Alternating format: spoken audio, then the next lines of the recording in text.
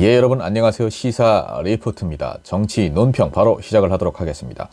더불어민주당 이재명 대표 대표직을 유지하게 되었습니다. 민주당 당무위는 정치 탄압을 인정을 했는데요.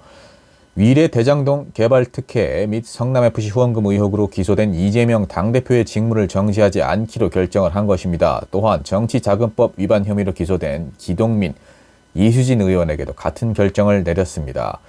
민주당 당원 80조 부정부패와 관련해서 기소된 당직자의 직무를 정지하도록 하고 있습니다. 다만 부칙인 사망에서는 정치 탄압 등 부당한 이유가 있다고 인정되며 당무위원회 의결을 통해서 예외 적용이 가능합니다. 당무위원회에서는 이재명 대표에 대한 검찰의 기소 이런 것들을 이제 부당한 정치 탄압의 일환으로 판단을 하고 부칙 사망을 적용하기로 결정을 한 것인데요. 이재명 대표는 이 당무위에 참석하지는 않았습니다. 명백한 정치 탄압 속에 신속히 당이 단합하는 모습을 보여야 한다는 취지로 반대 의견은 없었던 것으로 파악이 되고 있습니다. 서면으로 위임한 의원들을 포함해서 의결 정족수가 성립되고 반대 없이 통과가 되었고요. 총 80명 중 30명이 참석을 했고 39명은 서면 위임장을 제출했습니다. 민주당 당대표를 지켜야 합니다. 부당한 검찰의 탄압에 맞서고 윤석열 정권을 견제하기 위해서는 우리도 강력한 카드를 계속해서 보유하고 있어야 한다는 점 명심해야 할 것입니다. 다음 소식입니다. 대전시 의회 해외연수 보고서는 뺏기기 짜깁기 패키지 여행 참 황당하기 짝이 없습니다. 대전시 의회 의원들의 해외연수 보고서 대부분이 인터넷에 나와 있는 글이나 기사를 통째로 뺏기거나 짜깁기 한 것으로 드러났습니다. 거액의 세금을 들여서 사실상 끼리끼리 패키지 관광여행을 다녀온 거 아니냐 이런 비판이 나오고 있는데요. 지난해 12월 18일부터 25일까지 8일 동안 프랑스와 스위스, 이탈리아 등 유럽 3개국을 다녀온 행정자치위원회 해외연수 보고서와 같은 달 19일부터 26일까지 8일 동안 스페인과 프랑스를 다녀온 산업건설위원회 해외연수 보고서 그 대상이라고 할 수가 있겠죠. 해외연수 비용 각각 4천만 원 그리고 4,100만 원이 소요가 됐다고 합니다. 두 개를 합치면 거의 1억에 가까운 돈이죠.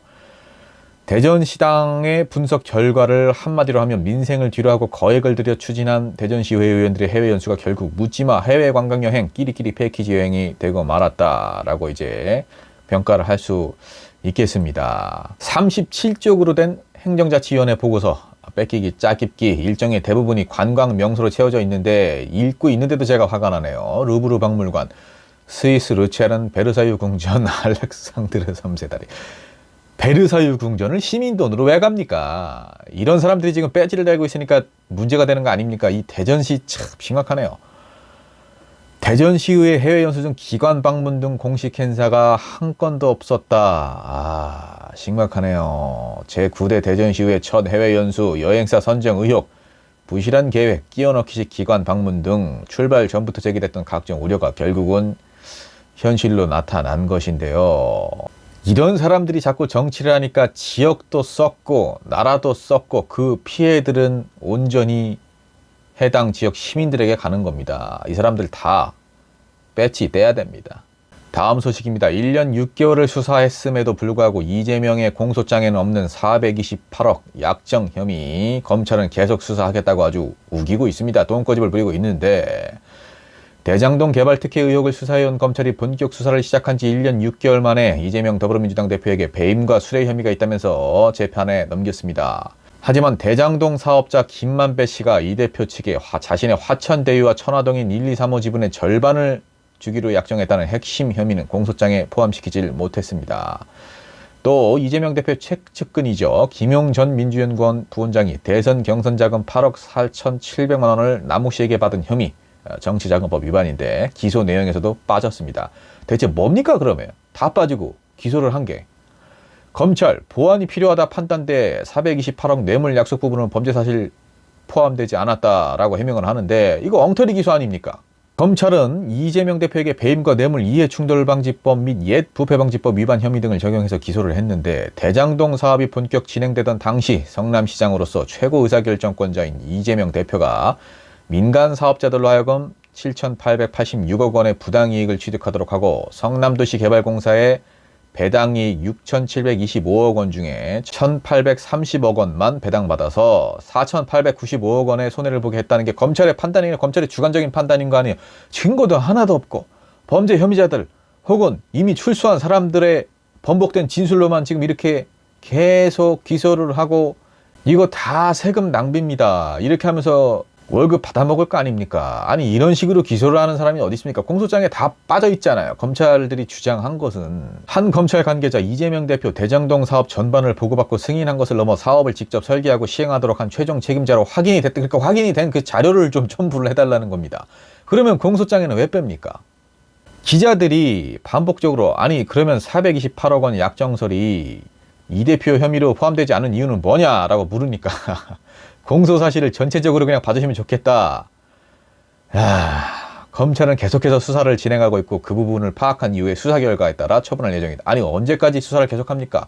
1년 반 동안 수십에서 수백 명의 검찰 인력이 동원이 돼서 별의별 짓을 다 해도 안 나왔으면 안 나온 거예요. 이건 없는 거예요. 그냥 검찰 좀 적당히 좀 합시다.